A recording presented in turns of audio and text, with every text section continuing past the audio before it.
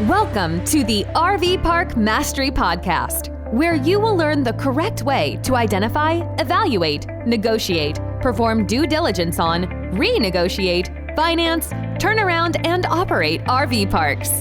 And now, here is your host, the fifth largest owner of RV and mobile home parks in the U.S., Frank Rolfe.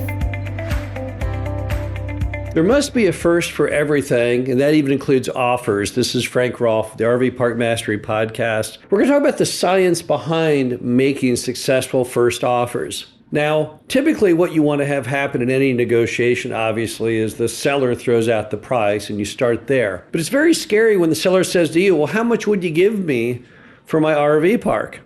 So what do you do when that happens? How do you come up with the number? How do you come up with the best number? Well, there's basically four considerations that you have to take when coming up with what that number might be. The first consideration is, what is a bank or an appraiser going to say the value will be? Because if you're going to finance that RV park, which you certainly are, then you can't go beyond what that bank is going to say. There's just no way. It's going to have to appraise at or more than the price you have on that contract. And the bank and the appraiser, they're going to use an income approach to that valuation. So you got to find out from the seller before you can even make the offer. And he should be able to give you the number, just the same as he wants you to throw out the number, what his approximate net income per year is. What's his NOI? What is the revenue less expenses for the RV park, annualized? And then you're going to apply a cap rate to that. So that's the first start, and that gives you one limitation. And then the next consideration is, what is the spread you are after? The spread being the difference between the cap rate and the interest rate. 1 point cap rate to interest rate spread is worth about 10% cash on cash return. A 2 point is about a 15 to 16%, and a 3 point is about 20% more.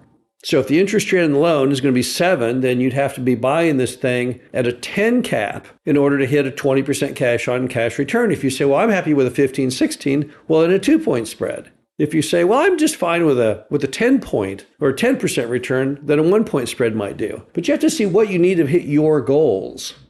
So what would that price have to be to align with what it is you're trying to invest to achieve to begin with? And then you got to think about, what would the price be you would throw out that would allow the seller to rebut that with a higher price to ultimately come to the price that you want to pay. So what's the negotiating, just the game of negotiating price where you want to begin, so you can back and forth and get to the price that you want. And then finally, based on that number of where you want to start off, what would the price have to be to get a counter? Because if you don't get a counter, you've achieved nothing. If your first offer is so laughable by the seller that he won't counter, that was a very unsuccessful first offer. The whole point of the first offer is to give you a benchmark, a start to that traditional back and forth of negotiation. If you don't get that, well, then you've completely failed. Nothing came of you talking to the seller. You're never going to be able to buy the RV park unless he later recants and wants to go with a lower price.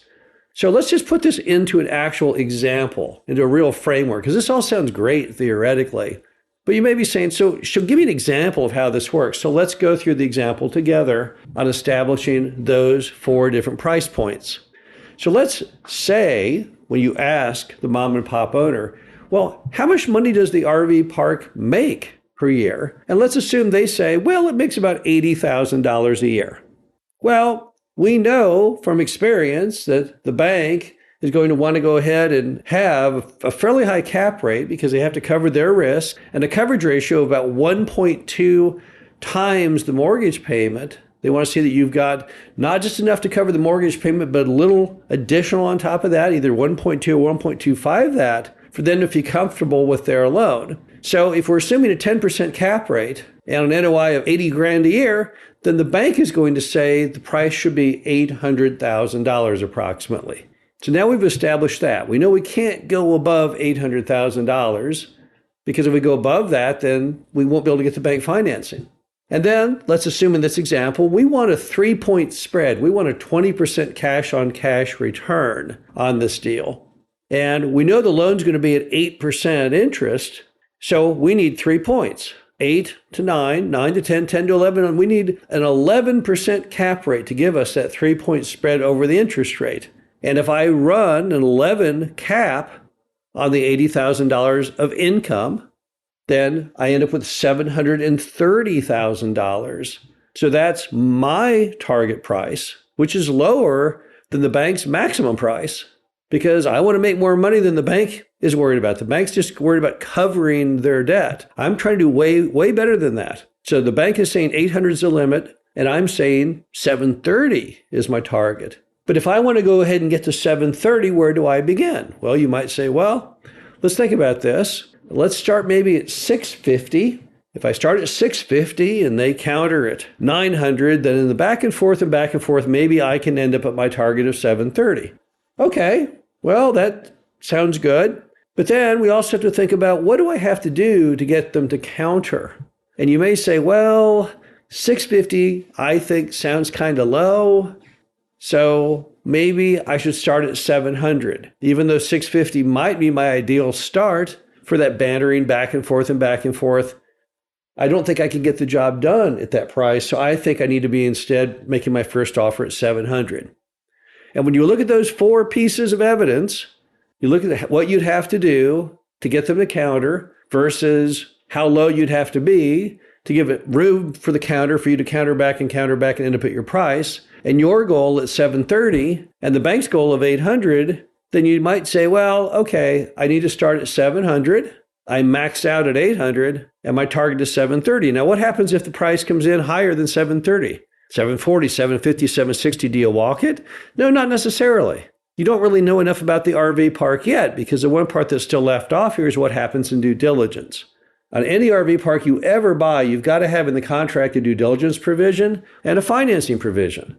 That allows you to actually gather all the information to see if mom and pop are telling you the truth. Not that they don't always mean to, but they may not even know it. And the way they operate it may be so poorly that you can't even use their number as be a reliable figure. So you may have to adjust your numbers based on what you find that NOI to be. Maybe it's not $80,000 a year. Maybe it's less. Maybe it's more. And then, of course, you may say, well, even though it doesn't hit my initial 3-point spread that I wanted, I can still pay more because I know that I can increase the occupancy through better online marketing, or I can increase the revenue by charging higher rates. So you have some degree of flexibility on top of that.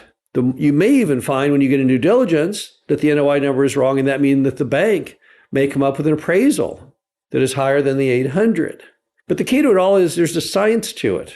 It can't just be random. Some people think they just go look at an RV park from mom and pop, and when he says, what do you want, or what will you give me, then you just kind of throw out these random numbers, kind of like an episode of Pawn Stars or American Pickers, and it doesn't work that way. You've got to have a scientific way to look at what your high-end and your low-end range is, as well as the target. That doesn't mean that you'll always hit it, but it means you can adjust things as you go. You actually have something you are shooting for. You probably have a GPS thing on your car. Even if you don't have a GPS, you've probably at least got a way you can set your phone as your GPS. And you'll notice if you take the wrong turn, what's it do? It tells you to turn around and go back, because the car should always be pointing towards that ultimate destination. And that's exactly what you're doing here. You're trying to figure out roughly what am I trying to achieve, but that's not to say it's a perfect world. And in negotiation, going back and forth, you may not hit your target. But the key is you have a scientific approach to hit it. This is Frank Rolfe, the RV Park Mastery Podcast. Hope you enjoyed this. Talk to you again soon. Thank you for listening to the RV Park Mastery Podcast. Be sure to visit us at www.rvparkmastery.com, where you can learn the correct way to identify, evaluate, negotiate, perform due diligence on, renegotiate, finance, turn around, and operate in RV parks.